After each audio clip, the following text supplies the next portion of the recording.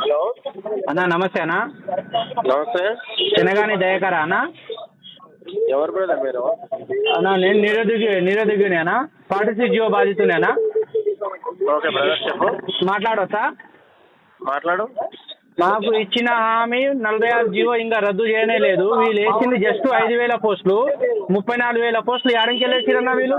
ఏదో సెలబ్రేషన్ అని ఏదో మీరు పోస్టర్ రిలీజ్ చేసిరు. నాకు చెప్పు 34,000 ఏడేసిరు? నువ్వు రేపు పోయి తమ్ముడు చెప్తాను. ఓయికి వస్తా. మా 46 జియో కాంగ్రెస్ పార్టీ వాళ్ళు 46 జియో మాకు తీసిరా అన్న? చెప్పు ఒకసారి. మాకు 46 జియో తీసామని చెప్పారు. అది ప్రభుత్వం ఆలోచన చేస్తుంది. అరే ఎంత లంగపు గవర్నమెంట్ అన్న కాంగ్రెస్ గవర్నమెంట్ అంటే. నేను బీజేపీ క్యాండిడేట్ ని అయినా నేను కాంగ్రెస్ కోటేసిన. మా అమ్మ మా నాయనతో లేపించిన నేను. మా 46 జియో తీయలే. మా ఉసురు తాగిపోతారన్న కాంగ్రెస్ పార్టీ వాళ్ళు సర్వనాశనం అవుతారు.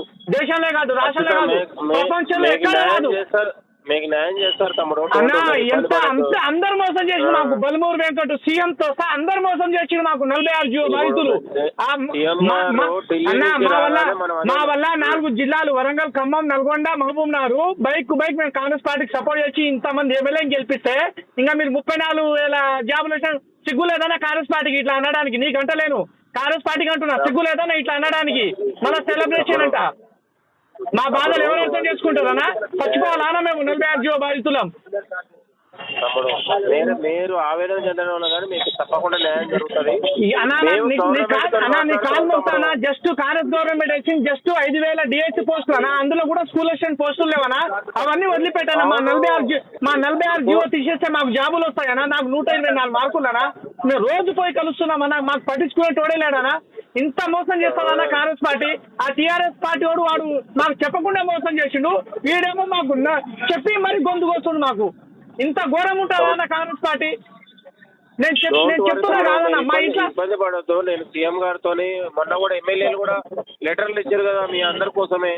అన్నా నిజంగా ఇగో అన్న, నువ్వు కూడా నాలాగా స్టూడెంట్ కాబట్టి చెప్తున్నా. ఎంత గోస చేస్తాం 10 నెలల నుంచి, ఎంత కష్టపడుతున్నాం. నిన్న సచివాలయం 2,000 మంది పోయినామన్నా. అయినా మాకు పట్టించుకునే నాదులే. ఇట్లా కోట్ల మేము కేసు గెలుస్తాం అయినా కానీ కోట్ల కూడా గెలవనిస్తలేదన్నా. నిన్న సోమవారంతో ఫైనల్ జడ్జిమెంట్ అవుతుంటే నిన్న అడ్వకేట్ జనరల్ సుదర్శన్ రెడ్డి అడ్డు తొలగి మళ్ళీ సోమవారం వాడేస్తుండు. వాళ్ళు రేపల్లుంటూ ట్రైనింగ్ పంపిస్తారు బెటాలియన్ వాళ్ళకు. మరి ఏం చేయాలన్నా? మేము చచ్చిపోవాలా అన్న? కాంగ్రెస్ పార్టీ ఏమో ఇగో మీకేమో రియలిజం తెలియదు. మీరేమో 34,000 సెలబ్రేషన్ అంటారు. ఏమన్నా టైం తీసుకొని మనం మాట్లాడతాం. మీ అందరి కోసం ఏమన్నా టైం తీసుకొని మనం ఇది చేపిద్దాం.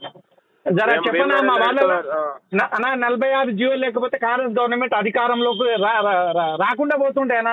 మా బాధలు అర్థం చేసుకో ఒకసారి. డోంట్ వరీ, మీరు కష్టపడ్డారు. ఎందుకంటే మెరిట్ వచ్చిన వాళ్ళకు కూడా అన్యాయం జరిగింది. రూరల్ విద్యార్థులకు మేమేమంటున్నామన్నా, జాబ్ వచ్చిన వాళ్ళు తీయకన్నా 2,000 పోస్టులు కొత్త క్రియేట్ చేసి మెరిట్ ఉన్న వాళ్ళకు CD1 CD2 ప్రకారం మాకు జాబులు ఇవ్వండి. గ్రామీణ విద్యార్థులమన్నా 33 సంవత్సరాలు నెక్స్ట్ నోటిఫికేషన్ కి జాబులు లేవన్నా. కాకపోతే ఇప్పుడు ఈ రోజు ఏఐసి ప్రెసిడెంట్ సెక్రటరీ వేణుగోపాల్ గారు 34,000 పోస్టులు ఇచ్చినామంటే మాకు నవ్వు వస్తుందన్నా. ఎవరికి చెప్పాలన్నా? నిజంగా టీఆర్ఎస్ గవర్నమెంట్ అంటే దానికంటే అధ్వానం తయారైందన్నా. గురుకుల కానీ పోలీస్ రిక్రూట్మెంట్ కానీ ఇవన్నీ మన గత నోటిఫికేషన్ ఇచ్చినవి ఫిల్ చేసింది కదా అనేది నేను అనేది. అదే అన్న నువ్వు చెప్పింది అదే. నాకు గత గవర్నమెంట్ ఇచ్చిపోయింది కదా అన్న. ఇప్పుడు మాకు సరే ఏదైనా ఉండన్నా కాంగ్రెస్ గవర్నమెంట్ ఇంకా మేము ఎంపీ ఎలక్షన్లు ఇంకా సపోర్ట్ చేస్తాం 46 జియో తీసేస్తే. కానీ అసలు మాకు సపోర్ట్ చేసే నాయకుడు లేడనా? అసలు రేవంత్ రెడ్డి ఒక్క ఆంధ్ర చైర్మన్ మాట ఇన్ని మాకు పట్టించుకుంటలేడనా? ఆ రోజు సాటర్డే రండి, నేను ఎవరినన్నా మహేష్ అన్ననో ఎవరినన్నా మంత్రి గారిని పిలిచి మీకు హామీ ఇచ్చి ఆడనే మీకు న్యాయం జరిగేటట్టు ఏదో ఒకటి చెప్పిద్దాం. దానివల్ల మీకు ఒక ప్రయోజనం జరిగేటట్టు చేస్తాను. నేను ఎక్కడ క్యాంపస్ లో రావాలా అన్న? క్యాంపస్ లో రండి.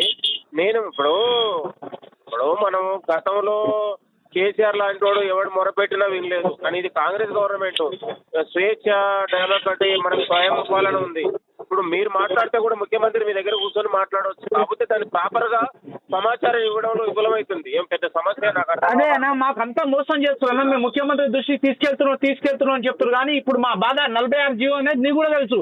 మా జియో వైరల్ అయిన మీరు ఈ ఇష్యూ రైజ్ చేయండి. ఎందుకంటే పార్లమెంట్ ఎలక్షన్స్ కూడా ఉన్నాయి కాబట్టి సీఎం గారు సానుకూలంగా స్పందిస్తారు. పెద్ద ఇదే సుసాధ్యం కాదు కదా.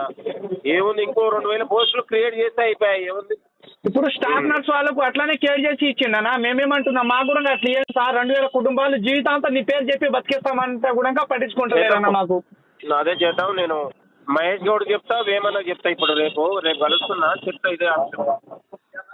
ఓకే, ధన్యవాదాలు అన్న, ఏమనుకోకనా.